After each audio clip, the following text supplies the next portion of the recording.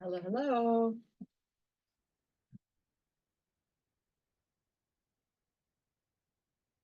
Hi there.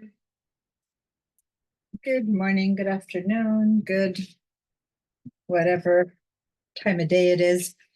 I've always told you how on Wednesdays I only have 10 minutes between one class and the other. And as soon as someone asks something, it turns into 8 minutes and then 5 minutes. And then I have to start the other one. So I'm like, ah. So by the time I say good morning, good afternoon, I have no idea what it is. I know it's sometime today. All right. Welcome, welcome. You guys make sure to put your names and your last names in the picture. Can you guys hear me? Well, could you say something? I just changed my audio to another computer. Can somebody say something? Yes, we can hear you. Brenda, thank you. Good. All I'm right. here too. Thanks. I just have, as you might notice, I'm using headsets and I have a new way of setting it up and I just shifted that choice. Oh, look, there's a little thing popping out there. Oh, interesting. Anyway, and I want to make sure that it all was good because this morning I had it set on another place. Actually, let me turn that video on too. All right. So I'm seeing two people working on connecting to audio. Actually, it's Nick on both of his computers, so something must be up with the audio in his case. But oh, I'm lost. One of you guys says Acme Operations, and I don't remember your first name, your name. Could you actually Cat ads. Can you rename yourselves? Go over the three little dots and put in your full name there. And someone else here is trying to connect and it doesn't say who, someone who has a background.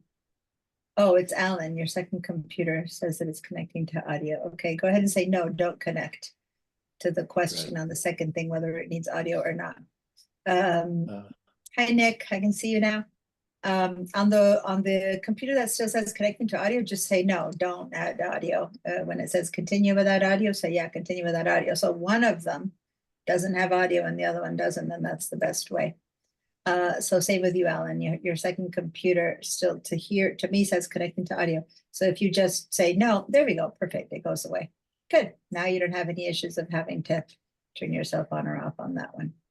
Okay, great. Cool. We have audio everywhere. Alan, can you? No, there it is. Yeah, your audio is good. Audio is good. Yeah, everywhere. Everything's good. All right. Welcome back. Hi, Becky. Hi, Kat.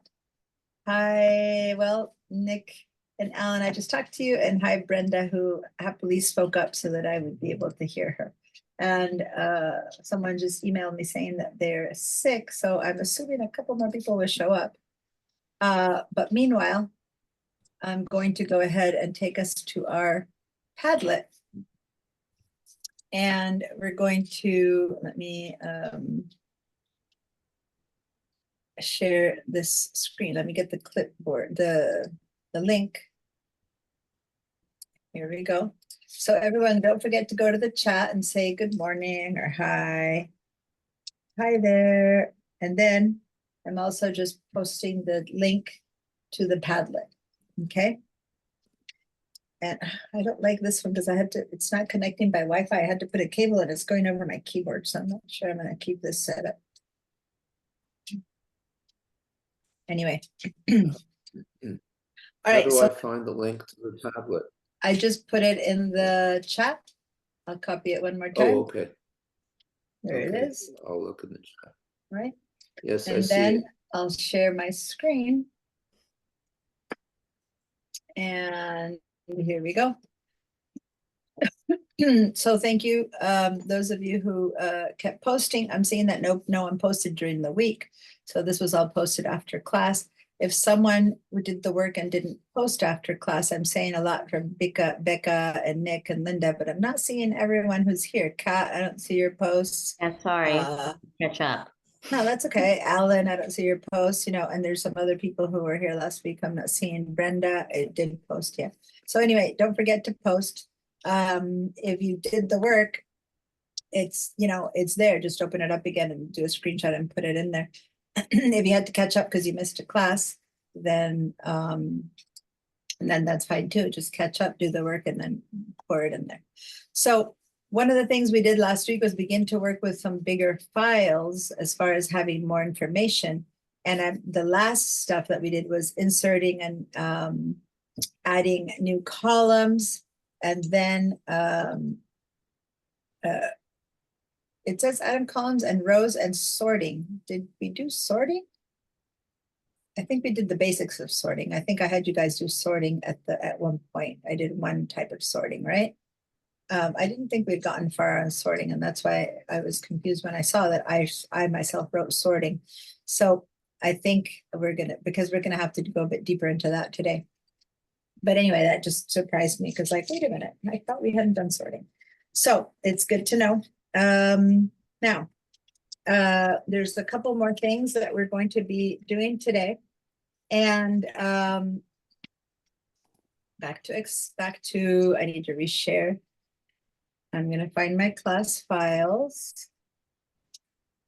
And remember that we had some class files from 1, and that's kind of the one we opened from there to keep working yesterday. Now let's head over to the class exercises from class 2. And there's one called long addresses. And no, this is the one that we were working with last time. Here we go. A sample class roster, no personal info. So let's head over to that one again really quickly for finishing some more sorting. Excel 2 sample class roster, no personal info. And notice over here that it says .csv. And I begin, we opened this one last time. A CSV is a generic kind of file that can be opened by different applications that do sheets. But when we do open it, our computer's gonna like complain, so to say, not complain, but you know what I'm trying to say. It's gonna say, something's wrong, possible data loss. And it's gonna basically be warning us that if I want to preserve the stuff, I need to take it out of the CSV and turn it into an Excel file format. So that's what we're going to do. So if you haven't yet done it, I think we did it last week. If we have a saved version, that's fine, but we're starting from a clean one. So I'm going to do a save as, and then I'm going to call this one practice in front of it. So it just has, so we know it's not the beginning one. But the most important thing is I'm going to have to go here and change it from CSV to workbook. Now, if you're on a PC, this looks exactly the opposite. The format will be on top. Oh, the video. Oh, sorry. This is not showing. The little pop-up windows don't share themselves. Thank you for pointing that out. It's showing now. There we go. So on a Mac, up at the top, you change the name, and I added the word practice. And here you choose the place for it. And you have to go all the way down to change from CSV that it was into Excel workbook format, .xlsx. If this is a PC, it's exactly the opposite. Your file up top will tell you to change the format to XLSX, and in the bottom, you'll change the file name and the position. So it's just inverted, okay? Let's go ahead and save. And if anyone has an issue with how to do that on a PC that I wasn't able to share, then please share your screen with me on a PC, and I'll show you how to do that on a PC. Hi, I'm not seeing anything that you're seeing. I don't know if because my windows are too small, I'm working off a little teeny laptop. So I do. So if you're not seeing anything, is because I'm filling your screen, or not at all, then something else is filling your screen. I'm going to stop my share for a minute. Okay. This, whatever you're seeing right now, is just me on Zoom. Do you see me all over your screen, or do you see me in some corner? I've minimized the thing so I could see the other side, the SBCC portal thing, and I see you. Okay. So Well, we don't chat. need the SBCC portal, Okay. but the only thing that we need on the internet right now is later to have the Padlet open. but you don't even need to keep it open, especially if you have a small window, and you can actually go to this little minimize. Are you on a Mac or on a PC? On a PC. Okay, so on this side, on the right side, you'll have the minimize, and you can minimize the windows of the things that you're not using right now. Okay. So in this case, you can go and minimize from the right. So I see that Got it. again, Mac and PC, they have their same things, but on the opposite side, you get those out of the way. And once you get everything else that you have out of the way or off, then you will be left with just Zoom I, and s- Excel. I see you and I see our chat.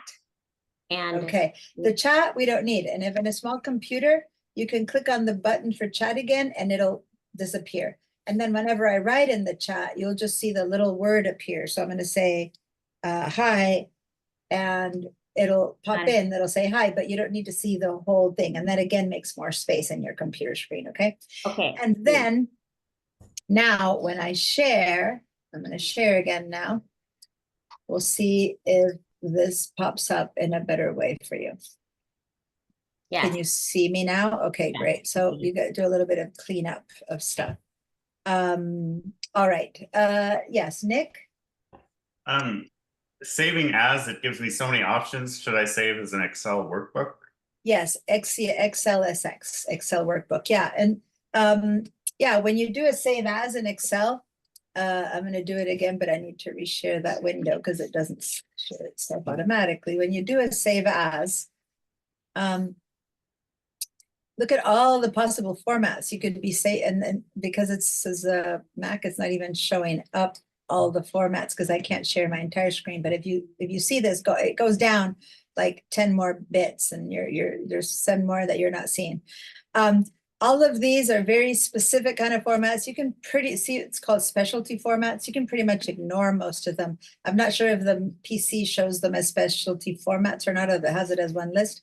But on the PC, it's showing, and the Mac is showing me specialty formats down there and common formats here. This would be the most typical ones you'd be using. And at the very, very top is always going to be the one we kind of want, which is XLSX. So that's like the favored one, which is the basic working format. When you want to send it to someone who does not have a new version, Office 365 or anything like that, you can save it as just XLS. And that's for people still working on a really old version of Excel. And some people still are, because some of the basic stuff still works just as well. So then you would have to save it specifically without the last X at the end, okay? And then this is the CVS, the one we came from, CVS. And then you could save it as a template or other kind of stuff. Most importantly, as a PDF if you're going to post this somewhere like in a newsletter or something like that.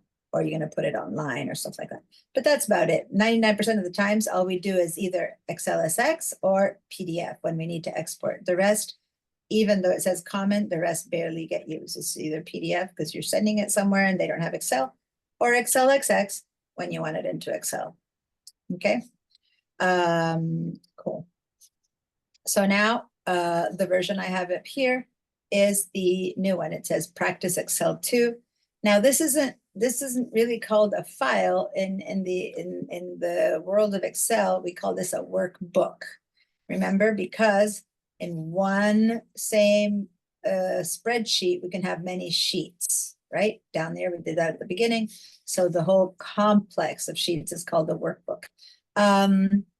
But anyway, so now I'm going to make this a bit bigger so you guys can see this. No, not bigger. I'm going to leave it at this mode because the whole point is I have a ton of stuff that I don't want.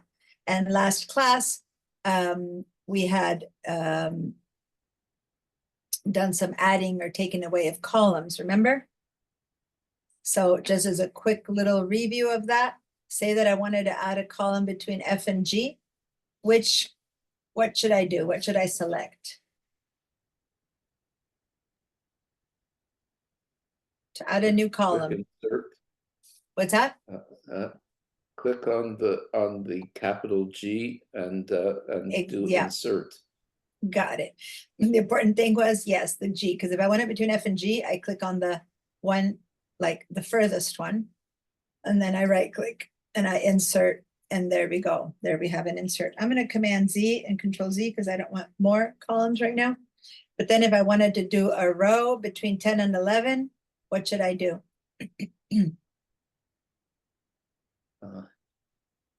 click on 11. On 11 Insert. again, the bottommost, okay, just like that, the furthest right or the bottommost, click on 11, right click and insert. And I inserted a 1 row. I'm going to Command or Control Z again. What if I wanted to insert 5 rows? I click and drag until it says 5R right there underneath my apple right there. And then I right click and I insert and I get 5 rows. Okay, Oh, I'm going to undo. And if I want to insert 3 columns, I select 3 columns. They're going to appear between C and D. So I go from D past that, I right click and I insert 3 columns. All right, I'm going to undo. That's just some practice that I want to make sure that you all remember. Okay. Yeah. And now I'm going to show you something else. First of all, I want to have, there's nothing here because this was a real roster and I wanted to protect people's personal information. I don't really have much stuff in here. So really quickly, let's just go ahead and put in a couple of things in here on the top row. We're going to go next to the word Jenny, middle initial. Let's write any initial. I don't care. R, major, non-credit, whatever, phone. 1, 2, 3, 4, 5, 6, 7, 8. You know, I'm just putting in some stuff, right? X at Gmail, and this one will be Z at Gmail. So I'm going for it. And then the rest, I don't know, XXX, address Santa Barbara, whatever. It doesn't matter. Right. Right now, I'm just trying to put some information in there, and then that's all. 93103. Just because I'm going to show you some stuff about big, longer columns. So I don't want to delete these columns. I want some stuff. So once you put in some stuff in there, I'm going to select that whole thing. And remember what happens when you use the fill button? So if I have here a number 1 and I use a fill button and I drag down, it just copies, right? If instead I have 1 and 2 and I select both, it follows a pattern. It makes a calculation. But if I only select one thing, it just copies it, right? So what I'm going to do is I'm going to select this entire row that we just created, and I want to fill all these columns. And notice that the whole selection has only one fill box, and I'm just going to drag it down. That's all. And when I drag it down, it's going to copy it everywhere. For the most part, exactly the same, except for this one. Because in this one, it figured, oh, it's numbers. You probably want to keep adding 1. And so now I have zip codes that are different. But it doesn't matter. The rest kind of copies the same. That's good enough. Now, one thing I wanted you to notice that when we created a Gmail, it made this be a link. So it's a bit of an uncomfortable thing to have in Excel, unless I really am trying to have the links available. Because if I click on this, it is clicking open my mail app, which is opening up in the background and you don't see. But it's basically just opened my mail app and it's preparing a mail to send to Z at Gmail. So what you want to do is we want to get rid of the links here. So start somewhere where there's no link at the bottom, and then select these 2 columns, and we're going to make those links. If you did get them set up as a link, then you can then right click and head over to remove hyperlinks, and it just becomes text. Excuse me, Yes. question. Mhm. I didn't drag down properly. I didn't seem to get Okay. anything. All right. So Not sure. basically, select your row, and then Right. there's that teensy little box. You have to I wait didn't until use the you get the black arrow, the black plus sign. Here you have the white plus sign. When it becomes black and it's that tiny, then you're going to drag Okay. from there. Okay. And then Yes, I get it. Thank you. you're welcome. Hi, Carrie. Do you have the class files? Carrie, can you speak to me? Can you hear me?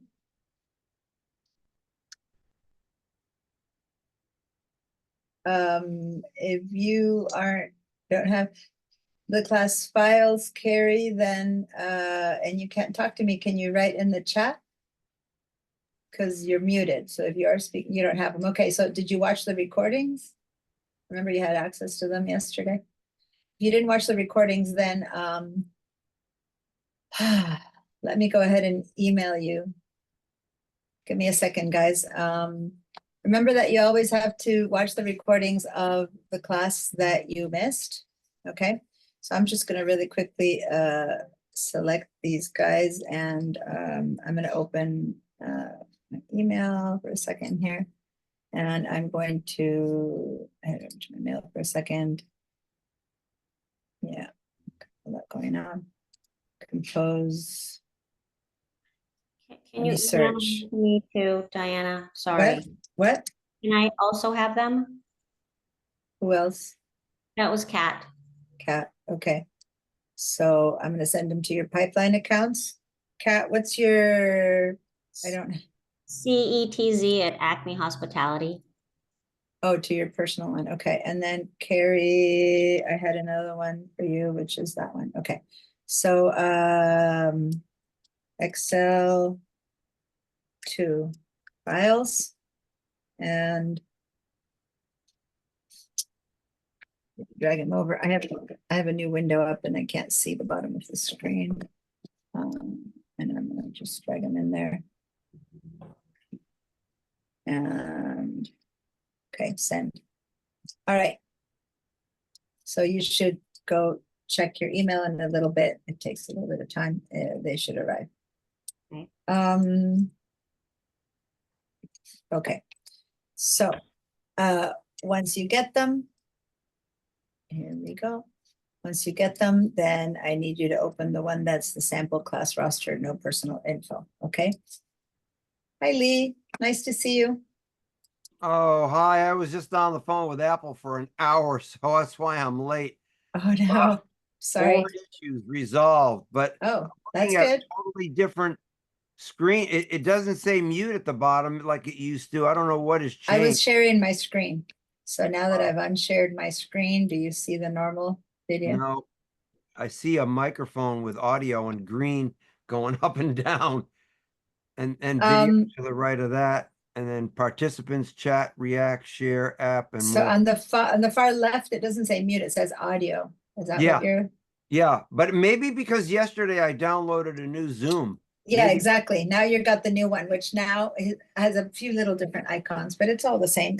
Just go to audio to mute yourself or unmute yourself. Well, Okay. thank you, everybody. Sorry to interrupt. I'll let you go back. Let's- Okay.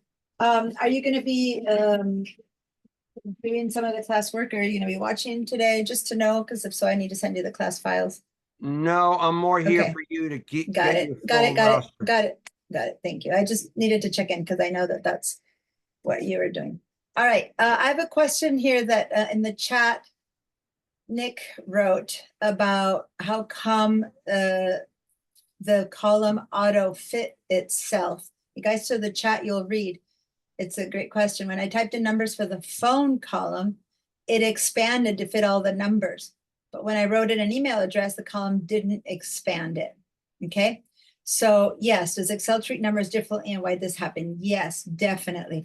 Excel definitely treats numbers differently. Let me share my screen again. So great question.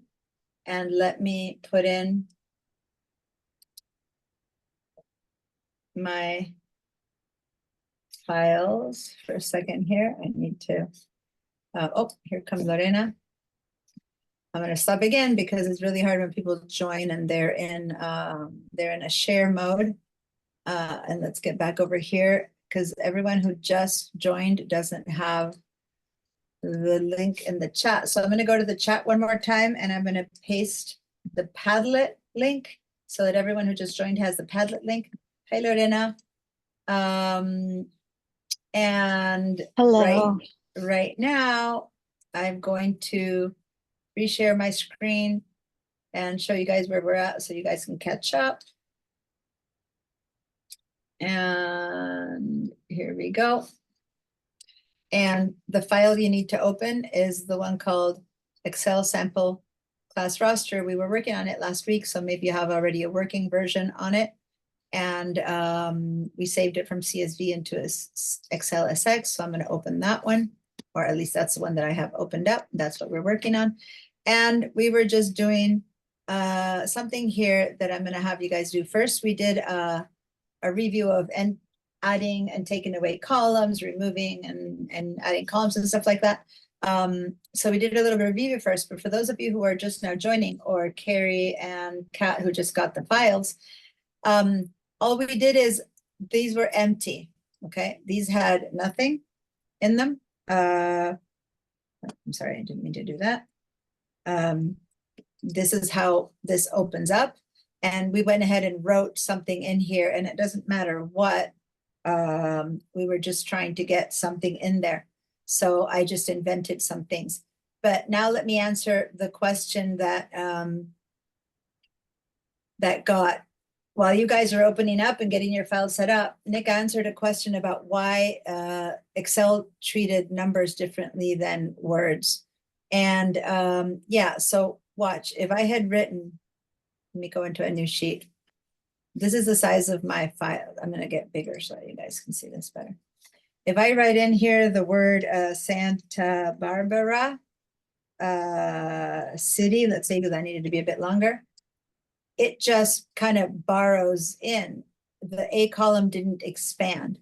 It just kind of borrowed space from B. And in fact, once I write something in here, it doesn't show you, it truncates the word. So that's what it does with text. It just doesn't do anything about it.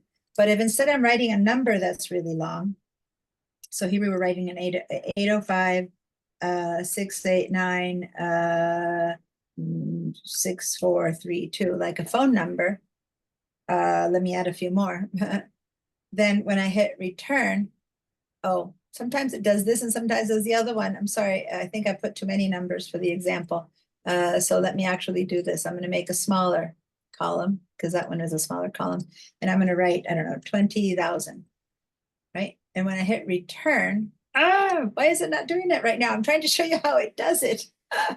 Always the example. So what happened to Nick, and what normally happens is that this will auto fit itself because it's a number.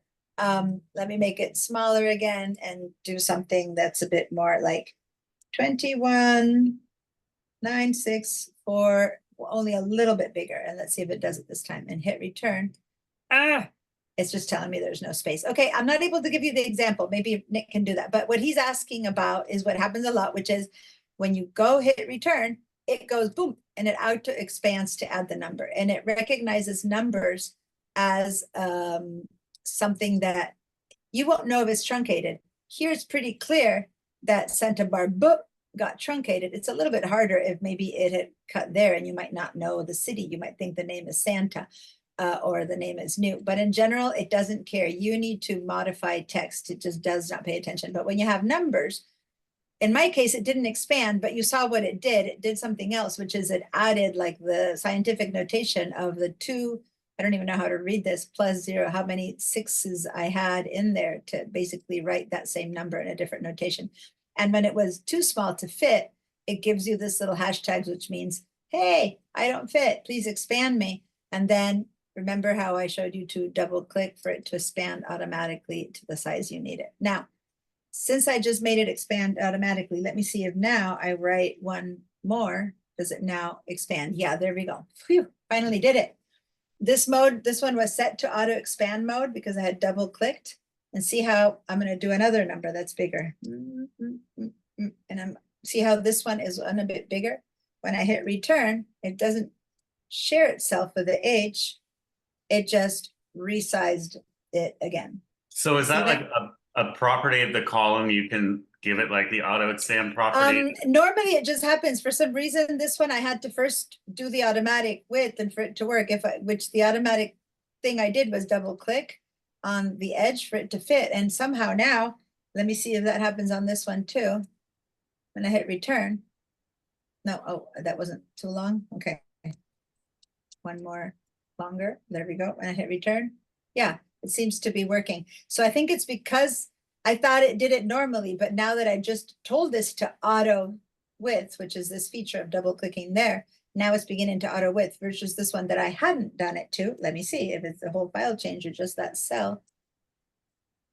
And I hit return. Yeah, now it's doing it. I don't know. That's why it's so weird, because normally it does it. I don't know why it wasn't doing it for me first, but now it's doing it, which is it auto sizes, but it will never do that for text. So finally, I was trying to show you something in it. For some reason, it wasn't working, but there you go. Now it worked. All right. So by now, hopefully everyone has this file open. And for those of you, I was kind of segueing a little bit to give time to Lorena and Karen and anyone else who just got the files to open these up. And then just to write something in here. And even if it's not what I wrote, it doesn't matter. Just put some stuff in there. It doesn't matter. And then select that whole first row. And then we're going to grab that little fill box and we're going to pull it down. And when we let go, you're going to have that same thing copied a bunch of times, except for down here where Excel did its pattern thing, where it just added more numbers to the zip code. We don't care. We just wanted those columns filled. And now we're going to start with a new skill. Up until now, it was more review. You guys who just came missed the review, but that's what we're doing. And now, when I wrote an email in here, it gave me a hyperlink. Which I want to avoid having the hyperlink, because every time I click on the cell, it's just going to send me to email. So I'm going to select this row, but not by clicking it. If I click on it, it's going to send me to email. So I'm going to start lower and then drag up till I select both of the places that have emails. And then I'm going to right click and say remove hyperlinks. So now it's just text. And now we don't have to worry about always being kicked over to email. All right, so that's where we're at when suddenly everyone began joining in. And so now we're at a place where we have a pretty long set of columns. Let's actually put something here under ID, and let's make this be 1 and this one a 2, and then select both just to make sure that this does give a different ID number to each student. And ID numbers are usually much bigger. But that kind of works. Quick Yes. question. Yep. When you want to get rid of get it back to regular text, like exit Gmail, Mhm. when you drag up, I'm not sure what what you did after you dragged Oh, up. I just did a right click. First you select the text, then I did a right click and I went to, it used to say remove hyperlinks. Now it doesn't say it because it's not hyperlinks anymore. So you but- clicked on hyperlink. No, Oh, I see. I You know have to- on remove hyperlinks. Let me undo. Oops. Let me just do this again. These are hyperlinks. So when I select things that are hyperlinks and I right click, the choice for remove hyperlinks appears. If you did not have hyperlinks because you just had text, then you won't have hyperlinks. Then when you try to go and right click on this, because then since you don't have hyperlinks, it'll offer you, do you want to put in a hyperlink? And if so, it tells you what email do you want to link to, which I don't want. So it just depends. If you did have hyperlinks, how to get rid of them. If you don't have hyperlinks, just ignore it. I wanted not to have hyperlinks. And does that make sense, or you have another question about that? Yes, I got it. Thanks. All right, and then under ID, I wanted different numbers. So I put in 1, 2, I could put 101 and then 102, and then select these two, and it'll give us something that looks a little bit more like an ID number. It's a little bit bigger than just 1. But anyway, I got something in that column. And then back here, I have grades. Yes, this is a typical roster, you guys. I do need to grade you guys. So let's do this. I'm going to give this an A and a B. Let's go uppercase. Grades are usually in uppercase. A, B, and this person got a C, and this people got a D. Poor guys. And now when I select all 4 of these, if I drag down, it's just going to repeat that pattern again and again and again. And this is just so that I have something in there. Those are 5 possible. Poor guys. I have so many people who didn't do well here. But anyway, so then it repeated the pattern A, B, C, D, A, B, C, D, A, B, C, D, A, B, C, D, and then it started with A, but that's where it ended. So this is like a mini review of the day that we worked on all the wonderful things that the fill button does. And so this, by practicing it this way, you get a little bit of a reminder of what the fill button was, because last week we used the fill button to work on our formulas, right? So if you're trying to add something up, we worked on it as a formula, but right now we're using it just as all of the other beautiful features the fill box has. All right, if you have pretty much every column filled up with something, and it doesn't matter what you filled these up with at this point at all, but just fill them up with something, and you are kind of ready to go, then give me a good old yes. If you need help getting to this, then either say no or raise your hand, ask questions, so that you can get to the same point. Hi, And sorry. yeah, go for it. I still haven't received the worksheet. I'm very familiar with this though, but Okay, you said you emailed it to me? yeah. I'm following along. It's just that I haven't received It it. says this does not work. Sets at Acme Hospitality has been blocked. Huh. You have been rejected because of a social security number has been detected in this message. Do not set social security numbers. Oh, I guess it looked at Huh. some of the Excel sheets and considered them social You can- security numbers. This might have looked like a social security number. I don't know. You can try to 1, email 2, it 3, to my 4, 5, 6. personal email if you'd like. Okay, let me repeat that into not being something like that and save it and see if that helps. All right, so did you get them though, Carrie? I just want to make sure that this was just for Carrie too. It was also, for some reason, do I have any other social security numbers in any of these other files? I don't think so. That's why you guys have to download the files the way I showed you from the file hand. This was just me trying to go fast. And Sorry. now I ended up having some trouble because do we have any social security numbers in any of these?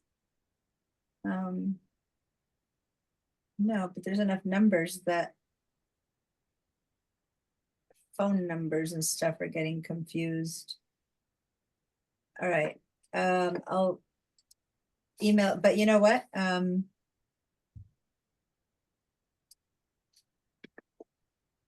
It was me who was blocked. Carrie at outlook.com blocked it, but Carrie, your pipeline got it. And your hospitality got blocked, but your pipeline got it. Do you guys know how to go get your pipeline account? Well, I'll try right now. Otherwise, give me what's your personal?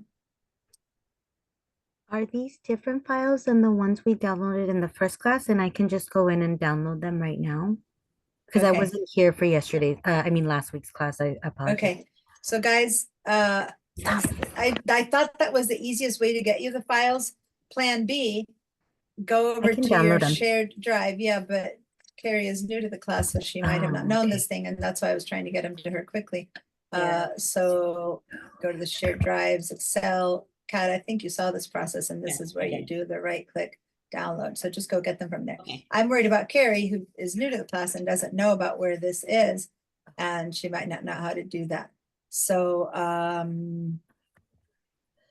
Carrie, are you there? Carrie? Did you get the files in the pipeline account, Carrie? I need to know whether to spend any more time on this, otherwise I'm going to continue. So can you please answer either in the chat or verbally? Carrie? All right, if you can't speak up by unmuting yourself, then please write me in the chat if you have the files. Otherwise, I'm going to continue. I know that I sent you to your pipeline account, and then the pipeline, it wasn't canceled, okay? So go check and see if you got them in your pipeline account. If you don't have them, then keep watching and I'll help you during break to get the class files because I need to keep moving forward. And everyone remember that if you miss a class, in order to catch up, you need to watch the class recordings. All right. And oh, since there is someone who's new to the class recordings are here in the class handouts. During break, Carrie, or after class, if you can hear me, stay in a couple more minutes and I'll show you how to get to the class files. And this is where the class recording links are. And this is a recording of last week. Whoa. I Okay. saw. Lorena, there's a noises happening on behind you. You want to mute yourself? Dogs are No, that's fine. So then that's where you would click to get to the class files. All right, back to Excel. So here we have too long to see everything kind of thing going on. I'm going to make it even worse because I'm going to go, it's too small to see, so I'm going to make this even bigger, plus, plus, plus, plus a few times. And just because I want to read it better, but now it's even harder because if I want to follow through with, you know, Shanti Fukasu's and see what grade they got, I have to go all the way there and, which one of these was Shanti Fukasu? And I have to go back. That one was Shanti Fukasu. Let me see if I can do by hand, if I follow like that. Oh, I got to this one, but was that really her? Maybe it was that one. Anyway, as you can see, it's a disaster. So how can I see long files or wide files? So long as if they have a ton, many more rows, or wide if they're too wide. How can I see things a little bit more easily? Now, some of you, if you missed last class, we just reviewed how to add rows and add columns, delete rows and delete columns. So you got to go and either see last week's class or just watch the little review that we did this morning. But right now, what matters to me is that I want to be able to see this person's name. And then I want to be able to see their grades, right? To see them at the same time. And this is really uncomfortable to do. So since I don't have, and I should have opened a different one because this one we had worked on, I opened this one again. I thought it might be easier for everyone to find it. I have other files there in my class files that have more rows. Since we don't have more rows right now, just know that this works as well downwards, and we're going to open another one and then we'll practice it on that one. But look what's going to happen. There's some view choices. I'm going to go to the view tab, and under the view tab, it has a couple of things called freeze. And remember, if you don't see these, it could be that your window is much smaller. So then when your window of Excel is smaller, right, then you don't see them. Then here under the word window, you have the choices for splitting, hiding, viewing, and all that kind of stuff. If you expand your window, then they're there. But you don't need to expand it. If I tell you to go there and you need it, just go to this little version and use them from there, okay? If you don't have space. All right, so now I'm gonna go ahead and learn a little bit more about how to use these. First of all, we only have one file open, so we can't use this is when you have more files open, but the freeze panes and freeze first column and freeze top row are really good. Let's go ahead and before we do anything else, I'm gonna click on this button that says freeze top row. Bing, freeze top row. So I clicked one time on freeze top row. Now imagine that if I had 100 rows instead of only 18, when I scroll up, see how the top row stays there.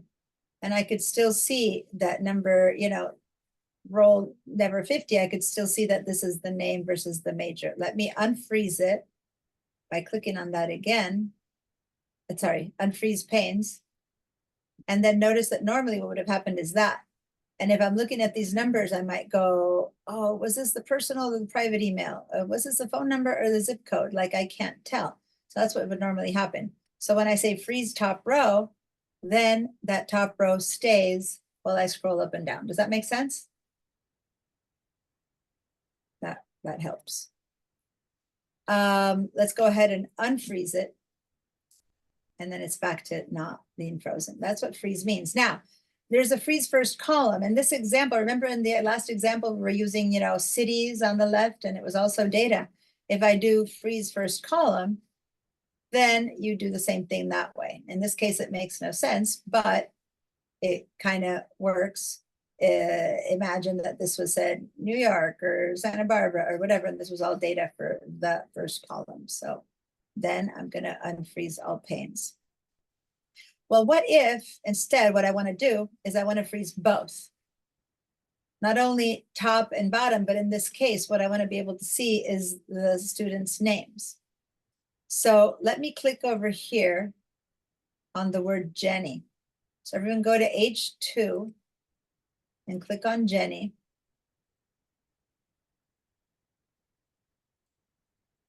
Which is below the first row and to the right of Jenny Altamirano. And then I'm gonna just click on freeze panes. Freeze panes, and then the top row got frozen and this whole right side got frozen, not just the side row. And so now I can start scrolling over, and now I can see that Teresa Curry got a D, Tamae Gatsuko got a C, Charles got a B. Does that make sense? I am able to move, and if I were to go down, I would be able to see that stuff down there. As I said, we're going to open this in a minute in a different file, and you'll be able to practice this with more rows. Now, that's because I wanted to see this person's last name. If instead ID mattered, then I could have, let me unfreeze panes first, and then I'm gonna head over and to the right of the ID number, I'm gonna say freeze panes. And now I'll see that ID number 106 has gotta be, okay, or whatever. So it's you freeze the pane to the top and to the left of the cell that you choose. And now let's unfreeze the panes again. So what if I wanted, if I had more things on top, I could choose that, and then I could freeze that way, and then I could move up and to the left, right? But that would, you'd have to have much more deep material for that to matter. So right now, those are the 3 freezes that we're using. If that worked for you and all is good, then go ahead and give me a yes. If you're like, I didn't get this to work, then give me a no or ask for help. Alan, did that work for you? That's, I got the first 2, but the freeze top row and freeze first column First is column okay, worked. but All right, I the didn't- last one, pane. you need to choose, and I first said choose H2. That was the first example. And basically what's gonna freeze is the row above Jenny and all of the rows basically left. So it says Jenny twice, which is why it's confusing because it's preferred name. But I wanted first name, last name, and I went to the right of preferred name. Maybe I should go to the R over here. So I see preferred name as well. I don't know if you guys know this, but over here, everyone's names is the same. But if you guys have a name that, for example, Cat, I believe your name isn't Cat. If you want me to know to call you Cat, you can go in your in Pipeline, you can go to a place where you can write what preferred name you want to be called. When you put it in there, then we'll know to call you whatever this side says versus that, which is like, oh, here it is. Maria de la Luz wants to be called Lucy. Here we go. So she did that. See that? Maria de la Luz wants to be called Lucy. So that's something you can set up in your Pipeline when you go to your personal information. There's a preferred name, and that's what it means. And that's the name you want to be called. So, Anyway. so how do you freeze Sorry. panes? So that's why maybe it got confusing. So the reason I'm saying this is because I'm freezing preferred name. If not, go to the R, select that one, and you're telling Excel to freeze above and to the left. So now I go to the word freeze Oh. panes and see the big box that have designs. Now it's freezing above the R and to the left of the R. So when I move to the right, those stay Oh, I and that stays. So I can go down and up so that I can just look over here and see, let's see what grade did Salvador get? Oh, he got an A, and he was the 12th one to register and that kind of stuff. It doesn't let me see these separately because that's where I kind of made my line, but I can check, oh, I need to email these people and I need to email only Patricia. So now I know that this is Patricia's, whatever, SPCC email, okay? So where do you click to freeze the panes? Where do you click? Okay, first you select, let me just undo everything I did, and you need to use your, hold on, unfreeze panes. So if over here it says the word freeze panes, next to top row and first column, do you see the freeze panes choice? Maybe Yeah. it's collapsed and you're not seeing the freeze panes choice. I see the freeze panes window. Okay, But I so don't- then select a cell, the cell you want Excel to know. So I'm selecting I2. The cell that you Yeah. want Excel to know is the one that you want to see, and everything to the left will get frozen and everything above will get frozen. So once I select that cell, Oh. that's how I tell Excel, then I hit freeze panes and see it froze Oh. above and to the left of the cell that I chose. So that's I now get it. Thank you. movable, and that's now movable. Okay? So that's Thank you, I got it. one way to do it. You're welcome. Now, the same thing that said freeze panes now says unfreeze. If it says unfreeze, that means you have them frozen. You might not notice you have them frozen because you're going back and forth many times. You're working on a long thing and you're like that, and you haven't noticed that something's frozen. You've been like, oh, and the only way you notice it's frozen is because if you were to go over here, it says unfreeze, and if you pay attention to that little black line. Other than that, you might not notice that there's something frozen. A lot of times people do these analysis of stuff and they have rows and rows and rows and columns, and they send you the file frozen and you're like, where's the rest of the information? And it's like, what's happening? So then just head over to view and unfreeze everything, which it will say unfreeze if something is frozen, and it'll say freeze if something is not frozen. And then you get to see everything. There's other things that you can do. You can hide columns and stuff, but this is when you want to see everything. If the hide column is a little bit harder because you truly hide something and then you don't see it anymore. So now, sorry, I'm gonna zoom down to zoom out to see most of my stuff, which I know ends up being really small, but I'm trying to show you the whole thing now. So unfreeze everything, by the way. And now I'm gonna have you hide all the columns that we just wrote, which is from middle initial to zip code right there. We just fill those in with generic stuff. I'm going to select the columns, not the row we wrote, but the columns I through R. That's the stuff that we filled in ourselves. And I'm just kind of wanting to not get rid of this data. It's important, but right now I just don't want to see it. So I can right click and say hide. Boom. So now That's interesting. it's become much easier to handle. And a lot of people prefer, instead of this freezing, they just hide what they don't need to see. Then you see the grades next to Altamirano. I should have hidden up to date. And then you see that there. The only thing though, is that if you're not aware or you forget, then you might not notice up here that it goes from H to S. You might not notice there's something hidden. You send this to someone else and they might think this is what's up, right? And if you go up to right click and try to unhide or something, it's like unhide what? The choice isn't there for unhide. So over here, you have the unhide. Oh, hold on. Go to Excel. I lost the file. What happened? So- Let me. Oh, the file got hidden. Hold on. The whole thing got hidden. I need to stop my share because now that was not what we needed to do. Let me Yeah.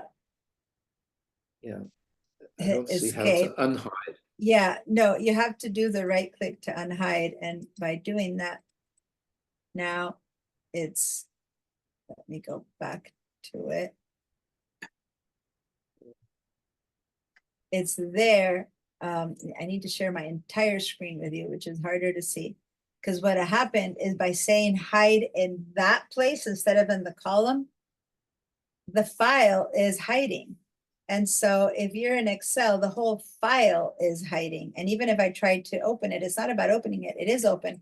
I have to go up here to view again. View Excel. Where's the unhide? Now I got all confused because I don't remember what the unhide was up here, because that's not what I was trying to teach you. And I never use that one because it's so complicated. I have stuff in the way of my screen. So I have to go to the help here for a second. I don't remember. How silly is this? Because when I try to open it again, it's hidden. I'm gonna go to help and say unhide window. Get help and unhide window. Hide or unhide worksheets. You can hide or remove it from view. It can be referenced. Right click when you want to hide. And to hide, select them in the unhide dialog box. Yeah, but I hid the whole file.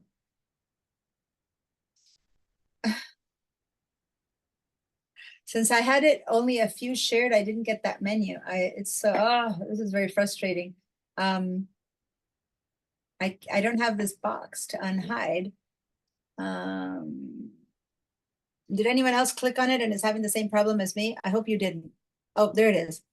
Window unhide. Which one? That one. Okay, so once again, if yours disappeared like mine did, go up to the Excel window and say unhide, and it'll ask us hide what, and then I'll say okay, and the workbook unhid. Phew, that was, I hate that hide being there because it's such a big deal. It's not unhide column, it's unhide the window. Phew, there you go. Is everyone back, or do I need to help anyone get their file Yes. back? But You're how back, to or unhide yes, the- you need help? Okay, so go down to the doc and click on Excel again. So that Excel, let me hide this again. Okay, so go down to Excel, because if you clicked around and you're in the Finder or something else, you won't see it. You need to make sure Excel is in the forefront so that the tools up by the apple show you the Excel name. And then you go to that window and you say unhide. And then it says which one. You might have many books hidden, and you go that one. And since only you have one, you say okay, and then it'll pop up in again. If that worked, fine. If it didn't work, let me know. I'm gonna clear everyone's feedback on this one. If you guys did Yes. hit the hide, which I wasn't intending to hide, I was trying to hide the column, not the windows, then that's the way around it. So give me a yes if you all have your files again. Now, Nick said, now when I unhide, it's only letting me unhide one column at a time. Okay. The way I do the unhide is I select between the column now, between H and S, because all the hidden stuff is in between these two. So I select these two, and then I right click and I say unhide, and they're all going to appear at the same time. Okay. Thank So you. I'm going to undo that again. So if your file appeared again, then I'm going to reshare so you don't have to see all my background and all the other stuff that's in the way. And now it's easier for you guys to see. So this is what we had hidden. We had hidden columns I through R. So we're going to select that place where they're hidden. And if we did it a while ago, the only indication is that darker line there, or reading FGHS, which is clear. It's easy to see H and S, but sometimes when you only hit one column, it's a little bit harder to notice at first glance that something's missing. Once you've selected those two columns, you right click and you unhide, and then they'll all appear again. Okay. If you were able to hide and unhide your file, hide and unhide your columns, well, I need a yes from everyone. Big old check mark, yes. Carrie, I haven't heard anything from you yet, so I don't know how to help you, because if you need to talk to me, please unmute or write in the chat. Here's the chat. But if I'm not hearing you or seeing your chat, I have no idea if you're even there or what to do. So you need to connect with me in one way or another, okay? I know you can speak, because one time you did unmute yourself and you said you didn't have the file and you asked me to send it to you. So I know you can speak, but you might just not be there, in which case there's nothing I can do. I'm talking to air. All right, Brenda, how's it going? Were you able to hide and unhide? And Yes. Nick, yes. Okay, Nick and Kat said yes. Okay, good. All right. So now, let's go ahead and go to our files. There's, I want to show you the split, but I need a bigger file for that. So, and we need 2 files open. So keep this one open, okay? We're not changing. We're leaving this one open.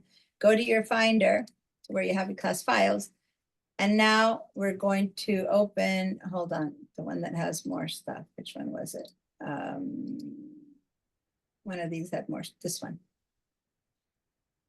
Conditional formatting practice. That's the one that has a ton of rows. So we're going to double click on conditional formatting practice B, because there's 2. That one and B. Okay, so double click on that one. And when it opens up, I'm going to share my screen because I only can share one at a time. There we go. And when I'm in Excel, now I have this window, and I'm going to make it bigger so you can see it. So this is the opposite of that one. Instead of a ton of columns, here I have a ton of rows. Okay. So the same thing applies.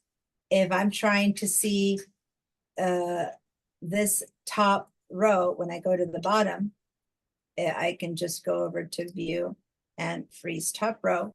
And then I can scroll all the way down and I can see that these numbers, this one was a 2019 and this one was 2020, right? And this is phone number and this is, oh, here's the Social Security. Look at that. That is so weird. This is a sample file that is from a sample file place. This is so weird. Of course, these are probably fake, I hope. All of this should be fake information, but that's weird. That's what yeah, of course, that makes sense. Okay, anyway, I was like, none of my files have Social Security number, and yep, this one does. All right. So Kat, did you Which get them file on did the pipeline email though? Yeah, you said Which yes. file did you? I opened this one called Conditional Format Practicing B. Oh. I'm in the share drive, so I have it. Okay, got it. Thank you. So this one that's just conditional for practicing has some stuff that's good, but it's shorter. I wanted this one that's really long. Okay, so that one. All right. So in this case, if I hide the top row, that's really good. Now we're going to, freeze first column. I'm going to unfreeze panes. That way it goes back up. Okay. Now some are long and wide, and then you would have to do both. But now I'm going to make this bigger so we can read it better. But that's where I might want to do some freezing to go right and left, because I'm, now I need to see right and left. So then I can say, well, I want to see what does information, and I want to see the top row. So now I click on the first Social Security number. Then I say freeze panes. And now when I move to the left, and I always have the names, all this data has a corresponding, I'll know that this phone number clearly belongs to Matt Ingram, and it's the phone number. And that this date is how many years McCoy Preston has worked. Okay, so that's the reason you might want to do freeze and unfreeze panes. So now let's unfreeze panes. I'm going to show you another thing. This one is a slightly more confusing, but for some things it becomes useful. So make sure to unfreeze first. So this should say freeze. If it says unfreeze, that means you still have it frozen. So click on it, unfreeze, and then it reverts to the word freeze. So now this one you saw had 100 rows, right? What if what I want to do isn't just see all of Acosta's combination or something like it? What if when I want to compare, say, Juan Bishop, I want to compare Juan Bishop to Randy Pruitt, which is 81, and Juan Bishop is way up here at the top. But I can't, because if I go up or down, I don't see them both at the same time. Does that make sense? And yes, I could freeze right there and then bring it up, but there's a different way of selecting and changing things. And that would be select a row and let's say split. Actually, let me undo that. And so I'm going to undo that split. And I'm going to go, if this is my whole window, I'm going to go somewhere in the middle. So depending on how freeze you are, somewhere in the middle of this click, which seems about row 10 for me, depending on how zoomed in you are. If you're zoomed out, the middle might be row 50, I don't know. Let's hit a split. Okay, so how does this work? Now I can go up and down. So look at the alphabetical order, okay? I can go up and down this one, and I'm putting my mouse on the top part, all the way up and down this one, all the way to 50 or 100. See that? And then over here, I can also go all the way up. It's the same one, but I split it into panels. So now I can go and say, well, let me check on Sherry Castillo and then against whatever, John Walker, for example. But so I can see the beginning of the thing and the bottom of the thing. Does that make sense? I missed how If you I'm- split it into panels. Okay, so I'm gonna undo the split by clicking on Oh. that to undo the split. On top of that, everyone undo the split. If on top of that you had frozen the top row, so freeze the first column. Actually click over here on the Social Security and freeze panes so that this is what you freeze, right? So now you can always see the names and always see the information of the names and always see the header column. Now go and select somewhere in the middle of your screen. It doesn't matter where, just what visually is the half of what you're seeing, which is about, yay, it doesn't matter, like that is about half of my screen. And then up here where you did unfreeze and freeze over there, you see the word split. Do you see it? Alan, do you see the word split? No, I missed how you partitioned this spreadsheet. I or didn't made yet. panels I here. didn't. Right now, all I'm saying is I undid it. I'm starting from 0. We have okay. nothing there. Click on a row visually somewhere in the middle of your screen. You'll see why it doesn't even matter where to do it, but go for it. And then just go and click on the Okay. word split. Just go up to where it said unfreeze, Script. freeze, and there's split. It's as simple as that. Where is script? Do you see the split? No. Freeze, Oh, is freeze that on and the freeze panels, and then split right there. It's under view. Oh, at the top. I didn't. Yeah, what I see Split. it now. So Okay, I so clicked when on you one. click on it, once it turns off, one it turns on. Okay, so now you have that gray line. And the reason I said it doesn't matter much while you do it is because you can also select it and move it down or move it up, right? So if you can move this up and down. So over here, I might want to move it up and have only one person showing up there. And then I compare that person to this.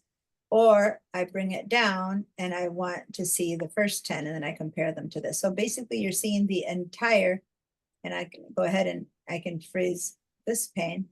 And now I can see, hold on, I'm zooming down a little bit. I can go ahead to the left and to the right. Oh, I guess I didn't freeze. I need to freeze panes top and left. Huh. I need to undo because before it was working, but I did so many different changes that I'm not able to. I did. Wow. It's not giving me my resets of my split ends. Let me unsplit. I know that I need to give you guys a break. I'm still accustomed to the longer class that we had before. Okay, I started from the beginning by unsplitting it. I first froze the panes. So I have that set. And then I went over here and added a split. So now I can go up and down. No, the split on the left. That's interesting. It's only splitting based on where I clicked on it. So yeah, you can't do a freeze and a split at the same time. So anyway, I'm unfreezing. Sorry. I thought you could do both at the same time, but you can't. All right. I could also split by column, by the way. I can select a column and say split, and then I can move this all the way left to right, and then this one all the way left to right. Okay. This one I use quite a bit actually. When I have long things, I prefer it to freeze because the reason I need to compare things is I don't need to compare person to person, but sometimes I need to be able to see one side and the other. So this to me works better when I can move all the way in and out twice. It's like having the same sheet open twice. Okay. So this one kind of works for me a little bit more. But the one other one that I use all the time is freezing the top row, because that one for sure, you always want to go up and down on that one. Anyway, that's just ways of doing things. The one last thing I want to show you here, and then we're gonna take a break, is that if you have two files open, right now we have two files open, and I want to go to the first one that I was working on, I can go over here to switch windows, and it shows me the two files that I have open. And so if I go to this one, I go back to the one that we were working on at the beginning. And then if I click on that one, I go back to this guy, okay? And if I had 5 or 10 files open, I could do that. Now this is a whole entire workbook different, not another sheet that I imagine here, but this is a whole nother workbook. And that's what I switched to, a whole nother workbook, okay? We are going to, I'm going to clear your answers. If this worked for you and you're all kind of clear on that and life is good, give me a yes. If not, give me a no, and then I will go ahead and help you. Or if everyone is good. Okay, so Alan, do you want to share your screen? So I can give you Sure. a hand. Well, I have, let's see, I have 2 screens, so Oh, you have the other one that you're sharing. I'll do Why the don't one you that figure has that the one out? file. Let's take our break, and when we come back, you can share your screen when you figured out which screen is which, okay? Because I need, my Okay. son is calling me. I told him I'm about to give a break and I need to go Sure. and help him. Usually I can move That's the okay. break around, but he's hanging there waiting. So be Okay, back no problem.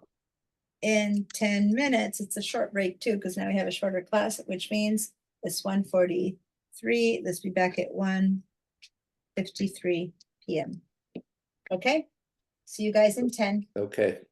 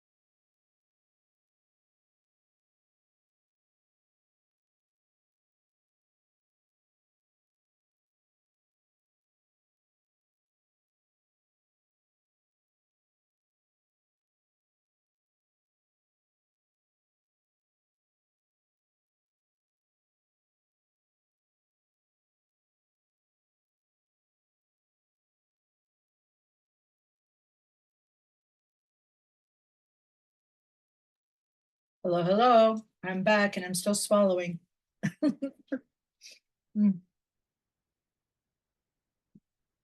Since I don't get a break between my morning and this one, I eat at the break of this one, but my husband's accustomed to 15 minutes and he has something prepared that he needed to heat up, and I'm like, "No, we have 10. It's a shorter class, 10 minutes, and had to heat it up and everything. And I'm like, blah, blah, blah, blah. So anyway, I'm fed now. You don't have classes, no classes all night long. Today, no, this summer they sometime, I teach a lot at night, it's different times, but this summer they put all my classes in the front end in the morning and afternoon, but with not enough break between them. And I'm good at being a workhorse, like I keep going, but this one, 5 minutes in between has been, because everyone always has something, and so it's not 10 minutes, it's 5 I end up getting, and all I do is change applications, close down my Photoshop, Internet, InDesign, open up Excel, and boom, I'm connecting again, So yeah, it's a bit of a push. All right.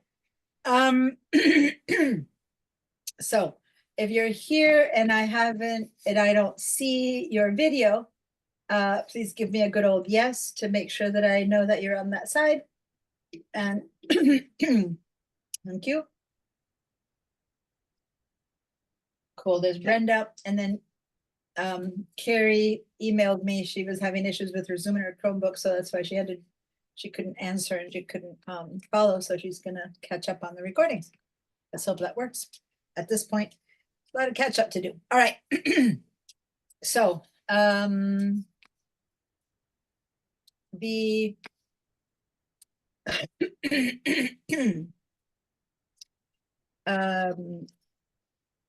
the next thing we're gonna Another do question. it with a little bit more in depth. Oh, that's true, I had to help you. Yeah, tell me. That's true, I said I would help you later. Alan, was Yeah, that you who said I have a question? Yeah. yep, yes, You wanted to share your screen. I had told you, let me stop my share. Go ahead and share your screen. sure.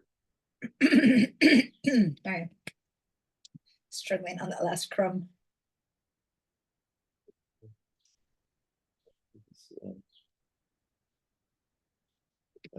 I pressed share, but Yeah, it's sharing now. It's sharing. Okay. it's sharing. So, so now, go ahead and, it's sharing. I'm fine. You don't need to move anything. I'm seeing it unless you need it.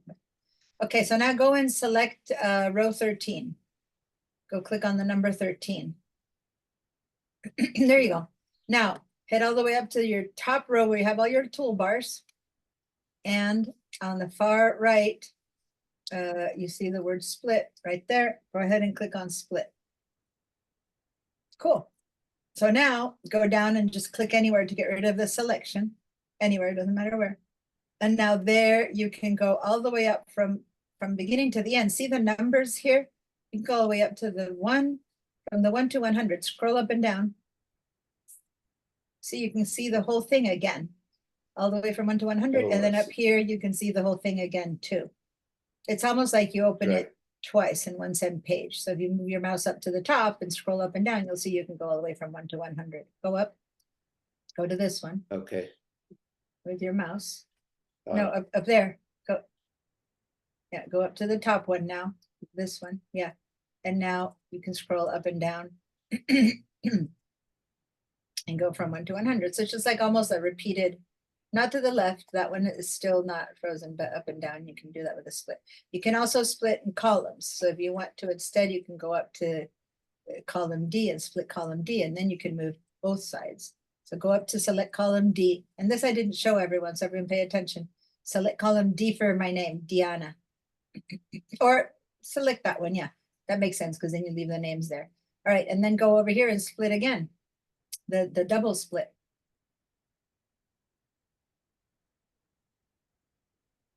Oh, you clicked on it and it went away instead of, why can't you split both? You should be able to split in both. Oh, maybe I needed to select. It's only letting me split one at a time. I used to be able to split both ways. Now you can only do either column or row. That's weird. That's a change. I used to have like an X where you could double click both, double split both. Maybe that's just with freezing. Anyway, there you go. So that's what you were asking about. Now to get rid of that effect, because we're going to keep using this file, go ahead and hit the split again so that it disappears, because I want to have us use it without splits. Okay, go hit the split up there. Yep. So it disappears. And now I'm going to stop your share and we're going to move on to the next thing. Perfect. Yeah. All So right. that's all. Oh, I have one question that may be Mhm. too hard to deal with right now, but I'd just like to raise the issue. If I have a spreadsheet with a couple 100 rows, and I want to view just a small subset of rows that are not contiguous, but have them viewed near each other, is that possible? Yeah, so now we're going to continue with sorting and filtering and stuff. So we're going to do some of that. Not to what you just said, the only way is what we just did with freezing and splitting. So say that I want to look at row 25, 100 is what you basically said. You want to look at row 19, there it is, or 100 or 95 or whatever. And then you can look at this one because it was non-contiguous. So you can now look at 8 next to an 84.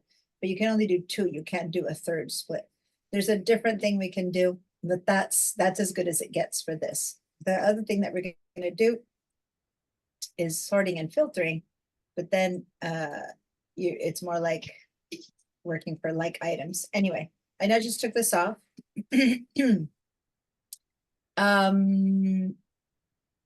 The next thing we're going to do right now is work a little bit on conditional formatting, which is what this file is called, and some sorting and filtering.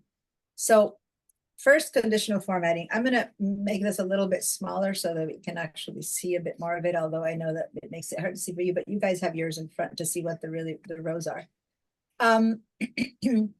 Looking at this up and down, can you actually see, especially if you don't have the top row frozen, but can you look at this and see who of all these employees had the biggest salary in 2019? It would be kind of hard, right? And what if I wanted to see, you know, of all the people who are the performance and how well they did, if I wanted to see the top performers all together, a little bit like what you're asking, one of these things that you want to see all together instead of not. So what I just asked, there's 2 different ways to answer. The first one, I would do some conditional formatting. The second one, I would do some filtering. So the first one was who made the most money, and the other one was how do I see all my 5s together and stuff like that. So there's 2 ways of answering that, and that's what we're going to figure out. So first of all, I can't easily see who made the most money unless I use some conditional formatting. So I'm going to go ahead and select my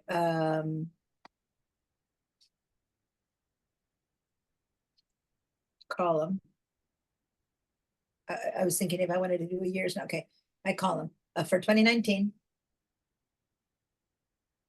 And I'm going to go over here to home.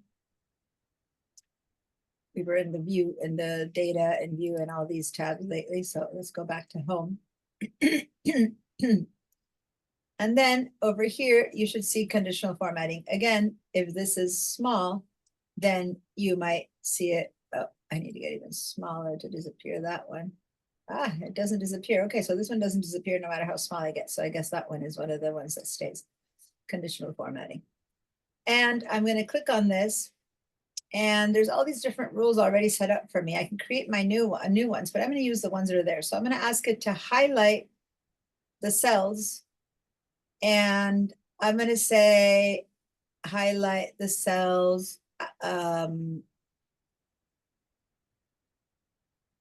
Let's actually use the top bottom rules for a second. Then I'm going to come to this one because this is a simpler one. That's one that I have to write. I'm going to go to the top bottom rules and I'm going to say, I want to see the top 10 items. And it goes by site, you know, so format only the top 10, and I could change how many I want. And those that are the top 10 fill with this color. right? And you can change the colors you want it, but right now we're gonna go with the default and say, okay. So then when I go away, I'll discover that those are the top 10. Does that make sense? So visually, I can now easily see that, oh, Dawson, Jonathan, and Mary, whatever. Again, I think that most of this is easier if you have the panes frozen. So I'm going to freeze from here. Let me go back to view. And I'm going to freeze. I'm going to choose this top and I can freeze the panes from there so that I can always go ahead and see now, okay, who does this number belong to? And then I can go, oh yeah, this is Mary and Kim and Mark. So it's easy to see that now, but just based on color. Okay. So as much as we did that based on color, let's compare if the other year did as well.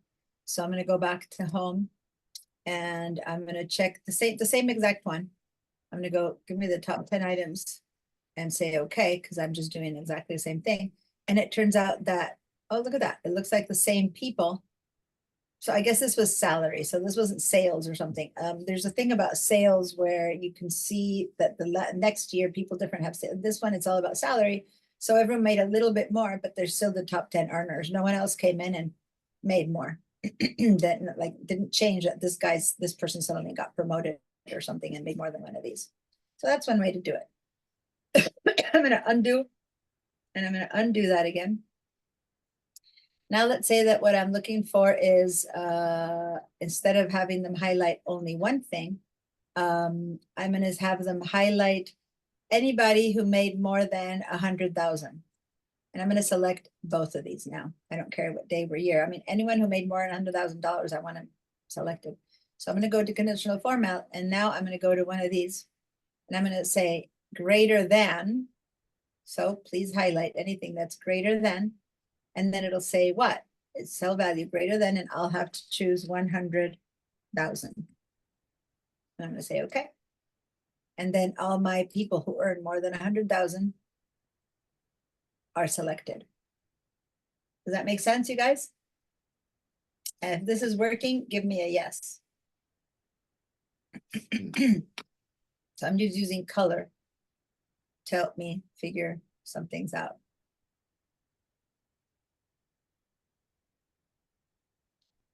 Now, I'm seeing that I can, in the same two columns, I'm going to select all this data again, and now I'm going to go to conditional formatting. And now I'm going to say it, anyone who made less than 50,000. So less than, and this time I don't want it in the same color, or I won't be able to distinguish. So I'm going to choose a different one, like yellow fill with dark text. Anyone who made less than 50,000. And there we go. This person used to make less than 50,000, but this year she's making 50,000 and it's not less than. So she's not highlighted, but over here we see some people who are still making less than 50,000. That means at this point that everyone who's not marked is probably the in-between, but say that you want them marked with a color, you could then say between, right? Between, and I'm going to choose maybe green fill, and I'm going to say between 50,000 and 100,000. Say okay. And so now the rest of them that were blank, which by default meant that, have been filled in with green. If that worked for you, and by the way, since I select the entire column, it's going down here. I could have just selected the data and then it wouldn't continue out of nowhere. And that's probably a better way to do it. All right, let me clear your answers. Any questions? If I don't see any questions, that means it's good. If you have a question, speak up or give me a no or raise your hand or whatever you need to do. How's How that did working? you Since I'm undo not again? asking for yeses. How this time, did 'cause you had just undo? given me a yes to the first conditional formatting. Just say no if it's not working. So Alan, how are we doing? Good. I think it's working. You've lost the sound on them, so I can't hear you. You're not muted. You're unmuted, but somehow I can't hear you. Would that be me? Can someone else speak to make sure it's not me? I don't Can know. you hear? I hear. I'm not hearing Can you hear anyone. me? Can you hear me? There you go. I can hear you now. Yeah. It was me. I had my volume turned off. Sorry, Alan. It was me. Oh. All right. Whenever I see that people are talking and their sound is on, then it could be my problem. And that's why I went and yours was on. Okay. Yes, Alan, what's up? Hey, Randy. What's that? I thought you had a question, Alan, or was it Nick? Someone had their hand up. No, I'm Oh. okay. Oh, all right. Good then. I'll continue. So this still doesn't put my high earners next to each other, but it just gives me a visual quick answer. Many times that's really useful. Now, say that I'm talking about performance. This time, instead of the whole column, let's go ahead and grab just the field. So if I want to grab from here to there, I click on the first one, the number 4, I screw it all the way to the bottom, hold down my shift key and click on the bottom one. There's other shortcuts, but that one works always. And now I only have the data. Okay. And now I can go into this one. And instead of doing the colors, you already know how to do it. We could do that. We could do greater than, all that kind of stuff. Top 10%, you saw that. But then there's these kind of things over here, which are kind of cool. So maybe what I'm going to do is say there's a gradient fill, there's a color scale, or there's icon sets. So in this case, let's go for now to the icon sets, since there's only, how many choices? They have 1 through 5. So this one has 1, 2, 3, 4, 5. I don't really like this because these 3 are yellow. It's not the best, but just so you guys can see. Or we can use a little chart, or we can use these guys in here, but these aren't as visible. Let's go for this. Let's go for this one, which isn't the best, but 5 ratings. I can't select all of these. Select the first one. Scroll I did all click the way on- down. Click the first one, select all the way down, hold down the shift key and select the last one. Doesn't work. I had to press the shift key and it just selected the last one instead. All right, so did you click one on top? Yeah. Press the shift key top and number. okay, press the shift key and keep it selected. Keep it down. A lot Oh, of keep people it. keep Okay. it down, right? And then scroll down, and it still needs to be down when Oh. you click on the second one. Still didn't work. All right, share your screen. Okay. This is- okay. This is okay. Share. Guys who are, those rest of you, quite try the different kind of icons and choices that you have. Well, I'm helping on this one. Okay, so don't go all the way to the top and bottom. Just select that number 2 that you're on top of. Click on that number 2. Okay, hold down your shift key and click that down there. Yeah. Oh, I'm holding. I have two keyboards for 2 computers. I pressed the shift key on the wrong. Yeah, I do okay, that. Here I have 2 computers and I have that happening to me too. Sometimes I'll be writing in the chat and the chat, it doesn't come up and it's because I'm using the wrong keyboard. Got it. Okay, so then you have it. Perfect. Thank you. You're welcome. All right. I just want to remind you that we need to keep posting this on these things on the Padlet. I haven't gone to the Padlet when I came back from break, but if I go to the Padlet, I'm hoping to see, and I'm not seeing. So this is still in 6 days ago, guys. So since a lot of you haven't been posting, I'm gonna stop here and ask you to please do a screenshot. We can go over here and do a screenshot of these colors. And you don't need to do the whole thing, just get something like that.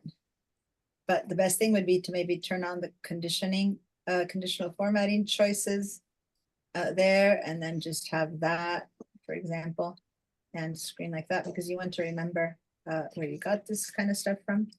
And then guys, click on the link I just gave you and go to your Padlet, because of the 4 things I've shown you today, there's not a single, this freeze screen, the split screen.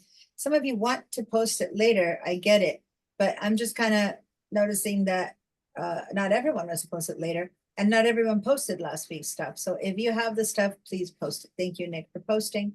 I'm going to go ahead and show you again how to post. You make a screenshot, you put your name, and then if you see it on the screen, you can just drag it over like I'm seeing it there. But if you don't see it, you look for it as a file if you're on a Mac, and then it'll be on your desktop. That'll be the last one that we just did, and I can say upload. But if you're on a PC and you just did a copy, then you can just do over here a paste, right? So Command C is for copy, Command V for paste, or Control C for copy, sorry, and Control V for paste. So here, this is a conditional formatting. And I'm not going to explain more about it. I'm just writing it, but later you can see what it explain about what it all does and why conditional formatting is good. But anyway, so please don't forget to post your stuff. Okay. Now, over here, I had told you that I wanted to see some variation. I don't really like this one, but since we have from 1 to 5, choosing, and I can change it, choosing this one would have been like, well, where is it giving me the top numbers? It's probably going 4 and 5 are green. Yeah, 3 is yellow, and 2 and 1 are red or something. It's made in a random choice. In this case, it's easy to tell, but for other choices, it's not as easy to tell. So a better choice might be the color scales, where I'm going to basically assign a color scale where it's going to go, oh, by the way, let me turn off the icons. I can clear the rules from the selected cells, and then I can go back. So over here, I went to clear, and now I'm going to give it color scales. So then again, the color scales that it gives me kind of give me an idea, or even better, since the color scales also break into only 3 choices, if I go with a gradient, right? If I choose a gradient, then that one is the first one of these that gives me a distinction between 1, 2, 3, 4, and 5, right? So anyway, these are just different ways to see it other than doing it that way. There are all kinds of little choices. There's one here that's really, what's that? That went too fast for me for that performance column to do. Okay, so basically, once you selected it, which is what you had shared your screen to do to select, I'm selecting it so that this doesn't happen. I don't want the whole column selected. I'm selecting the text. Then you go up to the conditional formatting and choose either the ones that I showed you at the beginning, where you need to say, I need numbers greater than, or stuff, that kind of stuff. Then you can just use icons or colors. So if you've chosen one, it's better to just clear what you've already selected, what you've already made, and now go back and choose a different. Try the data bars, or try the color scales, or try the icon sets. And this time I'm going to try the little flags. And there you go. I get a little flag next to each color. These I had to tell it more than this, less than that.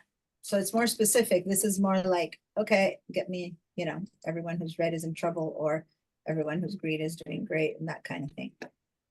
There's just choices. I'm going to select the whole thing, going back to conditional formatting, and clear the rules from the selected set. That way I can go back to having the normal one. So this helps visually. Maybe I want to see everyone who's been hired.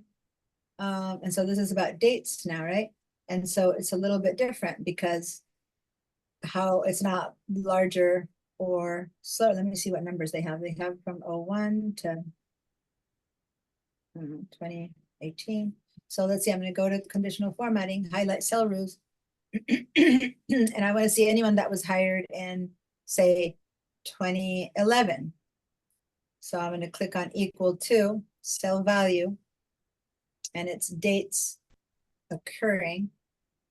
Okay, and then I can say today, tomorrow, this week, next. It doesn't let me,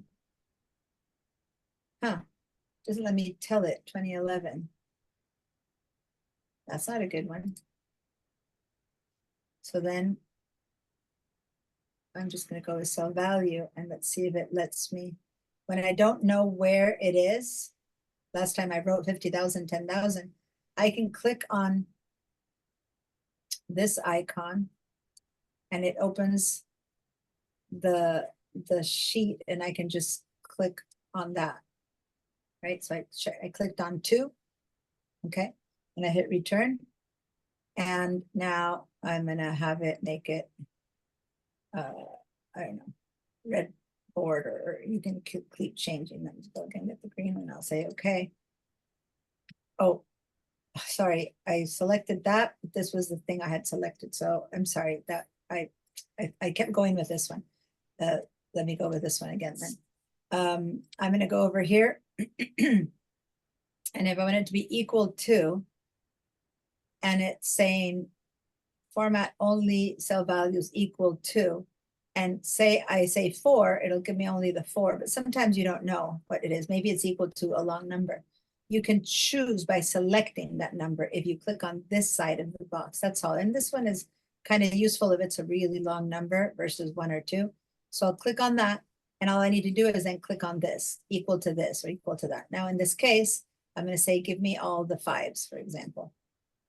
Okay, and I clicked on a 5, and the data set that I selected, I hit return, and I want to fill it with dark red text. I'll say okay, and now all my 5s have been selected and marked. Does that make sense? So there's so many different ways of viewing this. You guys have to begin to just play around with them. And you can make your own rules. Like you can select, it's hard to make anything with names because each one is individual, right? If I said, give me all the marks, there might be 2 marks, but in general, that's basically all you can do. Same with social security numbers, individual, phone numbers are individual. But maybe there was a big hiring day where there's some people who are hired together, that might work. In this case, the only things that you can compare are truly years of they've been working, how much they make, and what's their performance, because they're the only ones that are comparable to each other versus this are all individual. Does that make sense? So Yes. if that works and everything is good, then that's the visual way. And oh, and they ever have, say I select years and I want to make one that's my own, that's none of these, I can just go to new rule, and then I tell it, I want you to give me the lowest, the percent, the formula, whatever, like you have other stuff you can do. So in this case, I want to see the lowest value is going to be, and it's asking me for colors. The lowest value is going to be in, I don't know, orange, which they haven't used. No, they do have orange. Make it gray. Lowest value is going to be dark gray. And the highest value is going to be bright yellow, right? That's it, lower and higher. So I'm going to go and say, okay. And so then it divided it into, see how it goes from gradients of bright yellow to dark yellow? So that's me telling it. So I'll know that these just got hired and that the ones that are bright yellow were hired much earlier in 2021 or in 2001. Does that make sense? So anyway, you can keep playing around, making your own rules. Conditional formatting is just applying colors or icons to things to be able to distinguish them kind of from the whole row. There's a couple questions and then I'll move on to a different kind of sorting. So yes, Nick. Maybe we'll deal with it later, but is there a way to, if say you had like duplicate names and you wanted to get rid of one of them, is there a way to highlight like duplicates? Totally, but you have to be careful in this case. You're going to want to highlight the whole data set, right? Because if you just select one duplicate name and delete it, you have a chance that it might get rid of the name, but then have the wrong information. Like remember when I hit delete and Raymond disappeared, but now it looks like David is this person. So you have to be careful with that. So anyway, if I select the whole data set, and this is a bit too much because I'm going by columns, so not by data set, but I'm just showing you, you can go ahead and have it be duplicate values. Okay, cool. Or actually, in this case, no, that's not good because there's duplicate values here, lots of 4s and 5s. So in this case, yeah, maybe employee name is fine. you would do conditional formatting, duplicate values. And it'll make them green, and there's no one there. But if now I were to change this name to say this one is also Carrie Andrea, then they got highlighted because I applied the rule to it, and if nothing responds to it, they just don't get colored. But the moment I copied the name 2 or 3 times, now I'm getting these, it's showing me the 2 versions that are, and I do this a lot in my rosters. I have to use the duplicate values a lot. And then the other thing is sometimes you have a blank row. I'm just going to insert a blank row. You had to do something, you ended up with blank rows. I can select this thing and I can say, for example,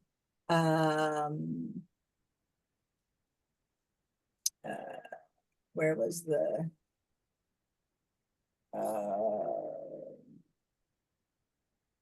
let me just go to more rules, and here you can choose. I had just come up, I just clicked on it. Which one was it? One of these choices gave me the blank row. I saw it come by and I didn't talk about it yet. Now I can't. I'm going to go with a new rule. No. Shoot, where was it? I just saw that. Between, equal to, duplicate values, greater than, less than. More rows. Ah, what? More rows. I hear you saying something, but I can't understand. What's that? I can't hear you anymore. Is it me that I can't hear you again? Or? I think I heard you, Becky, and then I stopped hearing. Does anyone else speak? I don't hear anyone. Did anyone else say something? I haven't heard you, so this is Can a you hear problem. me? Oh, there, I can hear you now, Brenda. Okay, so then it's not me. I thought, Becky, you were trying to say something and then you didn't. Maybe it was someone else. Okay, I don't find it. It was under more rules, and for some reason I can't find the choice blank rows. So crazy.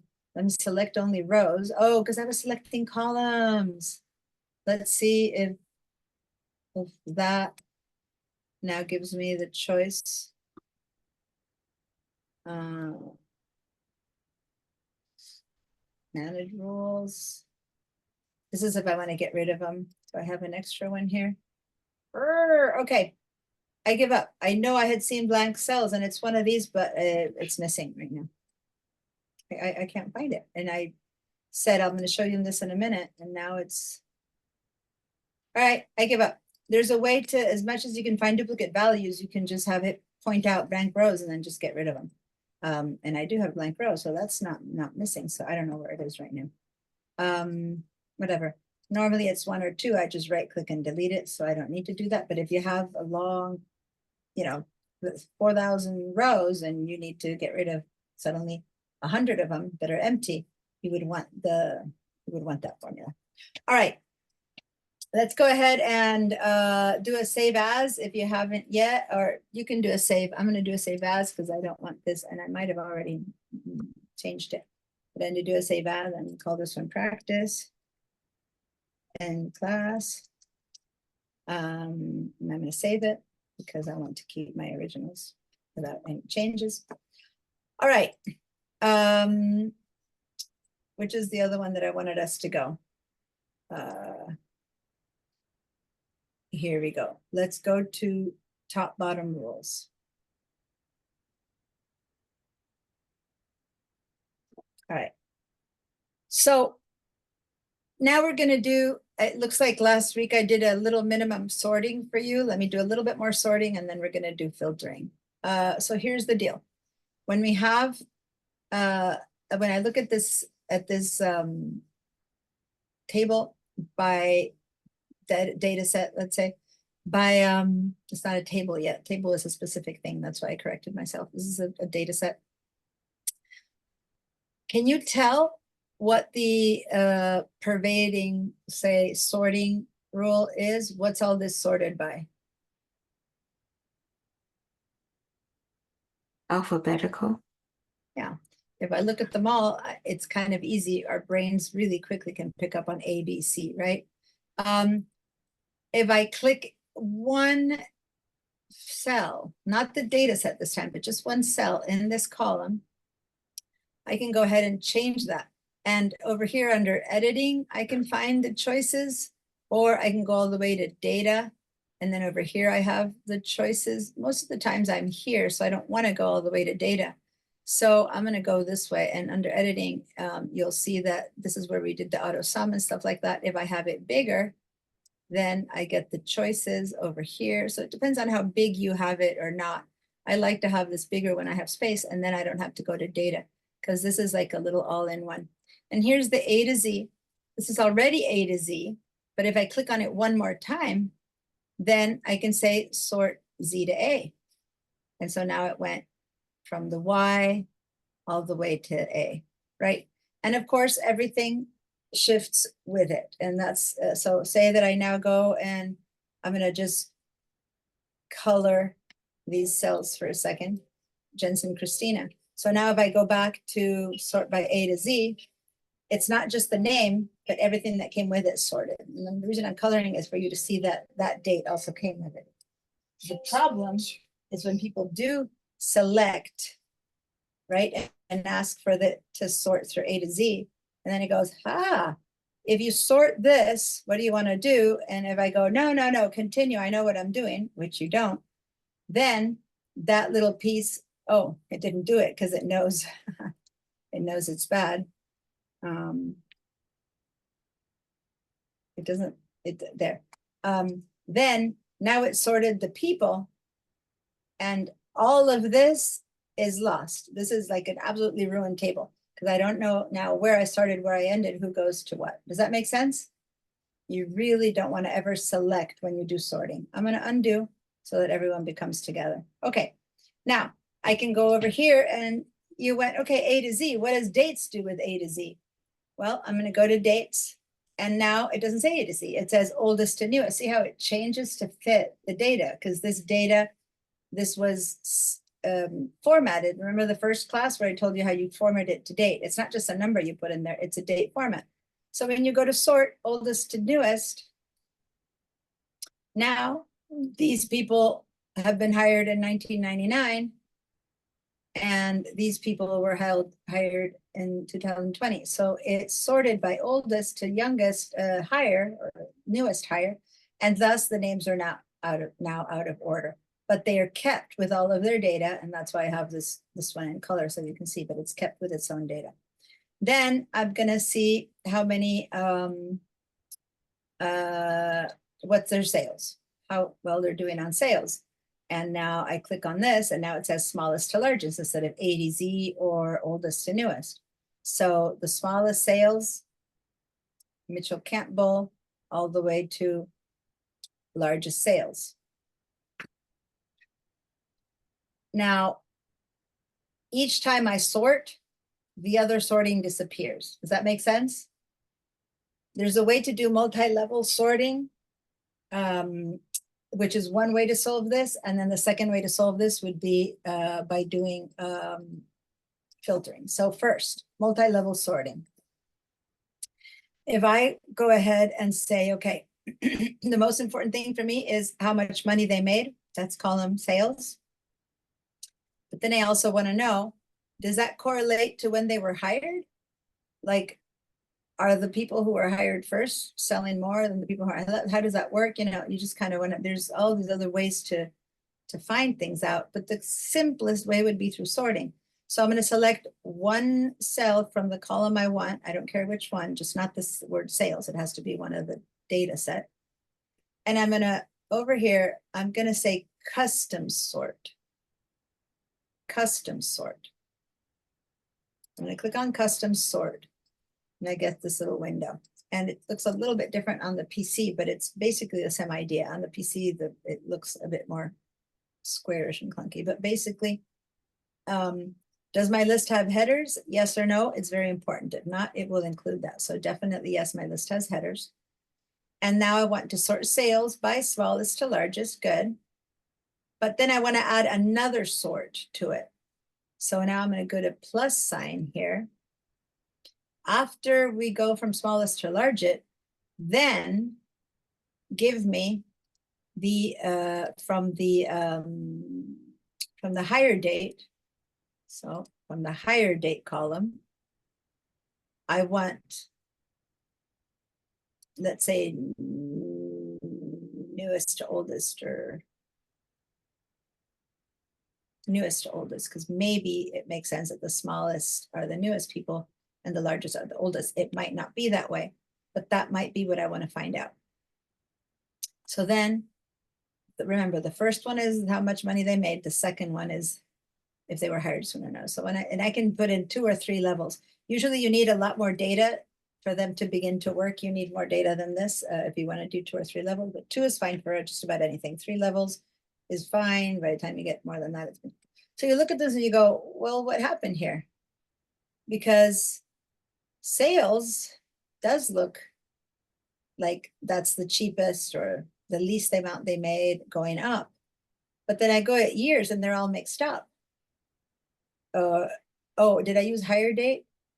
I should have used years because it's easier. Otherwise we have to compare the numbers and it's harder. So let me just really quickly amend that. I'm going to go to custom sort and it's already there. And instead of using higher date, I'm going to use years. That's easier for us to look at and say 13, 18, whatever. So I'm going to go with years and the same thing. Okay. So now the sorting, it'll give me the same result because years would have been the same. Now, the person who made the least is on top. And when we look at years, she's been there for 18 years. Someone who made almost the least has only been there for 9. So if I was wondering if these correlate, this is telling me, no, this person made quite a bit more and they've only been there for 5 years. There's not enough data to use 2 correctly. I think I'm going to have to do another. I'm going to have to use the other example because there's not enough data here. So the person who made the most have been here 15 years, but some people have been here for 24 years and they made quite a bit too. But then this person has only been there for 8 years and this one only for 5 and they're already making a lot of money. So this would just tell me no, because I know what was selected. But if instead of sorting, I used filtering, it would be much easier to understand those results. I wouldn't have to be guessing and going this and that and this and that. So instead, this time I'm going to filter instead of sort. So filtering is going to give me all the answer I want. So some questions can be answered with filtering and some cannot. Right now, I want to see who was hired. I only want to see the people who were hired in earlier than 2014. So people who went from whenever they started, no, let's say 10, so it's a round number, who started whenever up to 2010. So that's all I want to see. I don't want everyone else. So that's a good answer for filtering, right? So I'm going to go ahead and instead of what I was doing sorting, I'm going to head over here and I'm going to go down to filter. So let's click on the word filter. Did you see something change when we clicked on the word filter?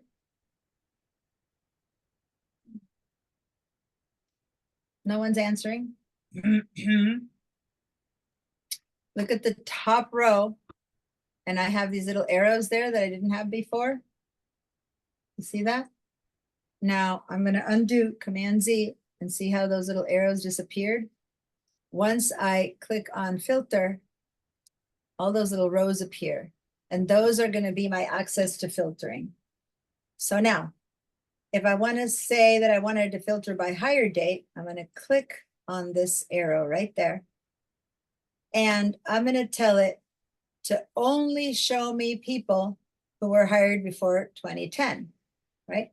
So then what I need to do is I need to turn off all of the check marks on people who were hired at any other time. So I only want to see basically from 1999 to 2010. Cool. And when I look over here, I'm left with only the people who have many years. See how there's no one with a few years here? So this is what I want to eliminate from the list. And here it shows you where they're hiding, the ones that you don't want. Let's make it even easier. I only want to see the people that were hired in 2010. So now I'm going to get rid of everything except for 2010. So this is it. These are the only people that were hired by 2010. I'm not losing all the other data. I'm just filtering it out for a bit because I'm just wanting to see the people who were there for, you know, at this point, 2010 for 14 years. Does that make sense? Now let's say that I'm looking, it's the other way around. I want to see only the people who were hired in the last 5 years. So 1, 2, 3, 4, 5. So now I want to see only the people who were just hired, see people who have many less years. And that helps. Now, of the people who've only been there for 5 years, now I can do some sorting. I can go over here, click on this one, and in the filter, I can just sort by ascending order or descending order, whichever way I want, right? So now I can see the top sales from the people, and it's not sorted by years. I'm not seeing all the old hires. I'm seeing only the last 5 years of hire. And of those people, I'm going to see how they're doing. And I'm going to go and see how much money each one is bringing in. And this guy who was hired 7 years ago is the lowest on the totem. So something, you know, needs to happen. Maybe he's in an area that it makes sense that they sell less, or maybe he's just underperforming. This person was hired 5 years ago and he's kind of doing like tons more than this person. Does that make sense? But I don't have to deal with all the other data that this table has that I'm just like not willing to deal with right now. I can actually go over here and say, okay, show me only the people who were hired. Click all the rest. There we go. All the people who were hired in 2020 and compare them. And I go, whoa, this guy is underperforming, or Dale, whatever. Okay. Considering their experience, nothing else, considering their experience. Now this has to do with quota and stuff, so I'm not going to get into there, but that's how you would, when you're done and you want to see everything else, you can just clear the filter. But you to see what's filtered, if you look at this little arrows that were arrows, now you can see that I filtered by this. See how it looks like a little funnel? A tiny little button shows me a funnel instead of an arrow. And this is, I've sorted by this. There's an arrow pointing down. That little arrow sheet shows me that I've sorted by that. So I can click on this filter right there and just say, clear the filter. Boom. And now I'm seeing everyone again, 151. Okay. So now I can instead filter by, all of these are a little bit hard because they are numbers that don't compare to each other. The only number that really compares to each other is how many years they've been. So then you get only so many choices. Let me show you on the other file that we have here. And I'm going to head over to the other file that we're working in with. So I can either go up to Window and then choose the other file, which is what I'm doing there, right?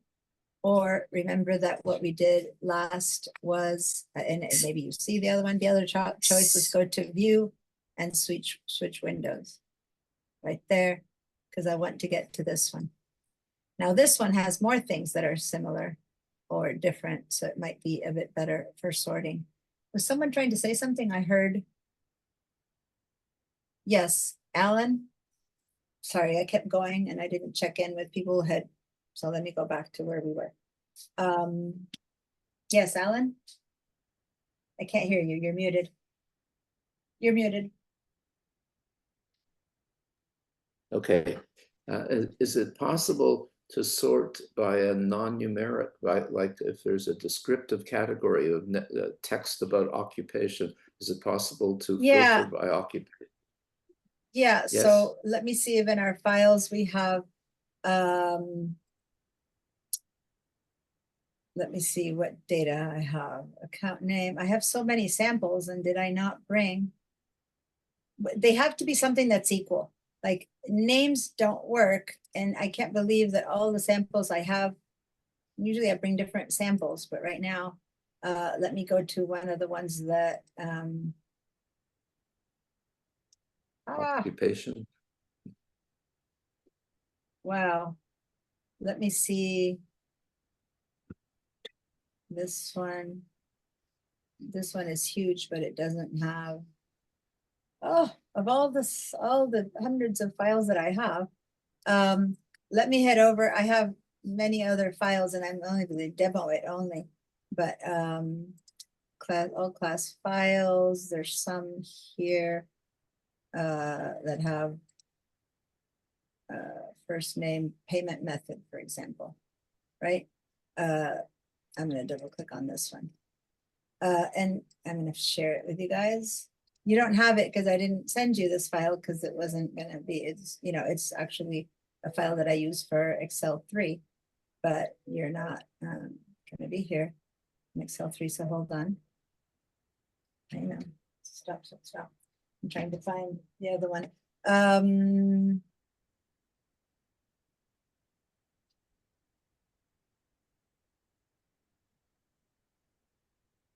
All right, so say you have this one here. Let me make it much bigger. Right, and this, there's no numbers here. This Right. is a different kind of situation. This is people who are putting in money because they're getting t-shirts for the class numbers, right? So if you notice that there's a sorting here, at this point, they're probably sorted by class number, 105, that seems pretty clear, right?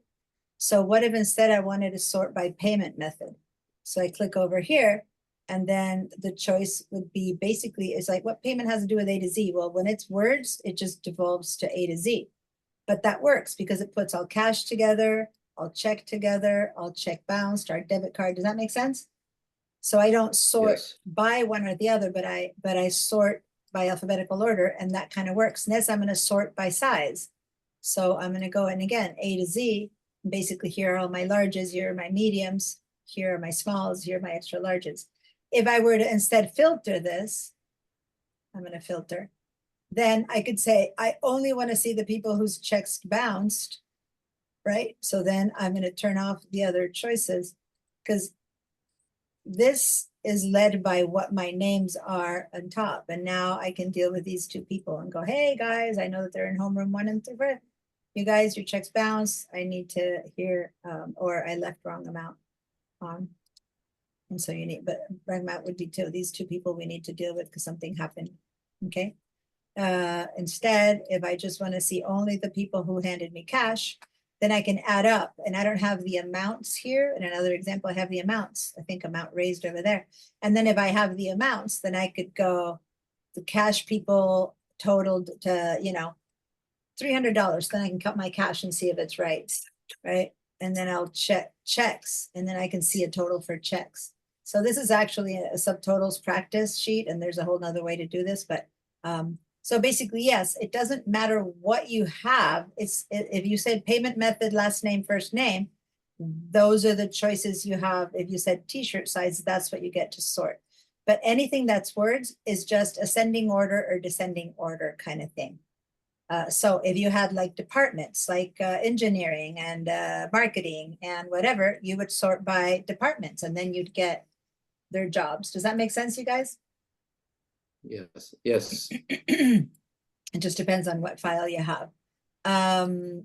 It so happens that I have not provided one of those files, and I have so many. This is only a couple. There's bazillions of X lookups. What kind of things did this one come up? This is all files for Excel 3, which we're not teaching this.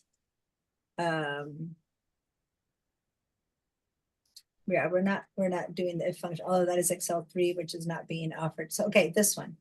Here we go. If function. I'm going to open that one. Okay, so here's my if function. Again, it doesn't really matter because you've learned how to do it on the other one. but see, this one says by department, right? So then if I make this happen in a sort or in a filter, if I do sort A to Z, then now I get account management. And then as I scroll down, here I have creatives, here I have my engineering department. Does that make sense? And over here, I can see where they work. I should put this file in the second day instead of without the if thing, I could do it. Anyway, and if I filter instead, then I can say I only want to see, when you have a lot of choices, instead of scrolling up and down, I'll unclick select all. And then I'll say, I only want to see creative. There we go. There's only the creative. Okay. And then of the creatives, I only want to see the full-time workers. I don't want to see the hourlies or contracts. So I'm going to go over here and I'm going to say, I only want to see no, not my hourly workers. I said my full-time workers. So here's my creatives who are full-time, and I eliminate anyone else. And maybe these people are about to get sent to a conference, for example, or something like that, or they're going to get a bonus, or who knows. And then I've isolated them from my whatever hundreds of rows that I have. Does that make sense? Yes. Yep. And then if these, I want to see of the full-timers in the creative department, who is doing the best, and I have a job rating over here, then I can just sort this one in ascending or descending order. And let's say that these two are the best rated people that work full-time in my creative department. So these two are going to get a bonus, for example. I don't know. So now I've filtered and I've sorted, and that makes it easy to, when I get, so now I'm going to get rid of all of the filters, and I'm going to get rid of all the filters. And I had how many people? And this company has, this company has 742 people, and in like 2 clicks of a button, I was able to find the 2 people who are going to get a bonus in the creatives department. Does that make sense? Yes. When you have a lot of data, you really need to begin to use filtering and sorting. There's a higher level of reports that you can get, and that's what you'd learn once we do the Excel 3, which is a whole nother conversation, which is what these files belong to. But I'm going to make a point of copying this one into level 2. So I'm going to put it right now, by the way, in the handouts, so that if you guys want to play around with it, you'll have it. It's not going to be, so I'm going to go up to my class files. I don't need you to go download it right now, because guess what? Class is over and has been over for, oh my God. I went over by a ton. I forget that this class finishes, 2:45, not such a ton. 9 minutes, 10 minutes, it's still not good. I'm sorry, those of you who needed to leave. I'm gonna go ahead and add in the Excel 2, I'm gonna add, I just added the one that I just showed, the Excel if function that has departments and stuff. So it says Excel 3, but if you guys want to go to download it in the Excel 2 class files, you'll see the Excel 3. You can download it and play around with all of these 700 Okay, rows great. and departments and stuff like that. Okay. All right. Covered all the rows. Yes, you. you're welcome. You covered Thank so you. much. We Thank you. did. You're welcome. Go ahead, and everyone, don't forget to post in the Padlet. So go ahead and go to it now. If you haven't yet, click on the chat, and I'm going to post it one more time. Click on it now so that it opens up, and then you have it open. And then when I close the class, you already have that open, so you don't have to wonder how to get the link again. Okay.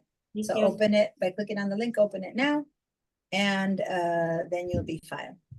All right, see you guys next Wednesday. I'm sorry I held you back. Next time, when you guys are aware that I'm holding you back, because you might notice that it's, 2:45 and I didn't, just let me know, because sometimes my brain, I'm still in the mode where I have an extra hour, which is what I had in the other class, and in my brain, I keep going.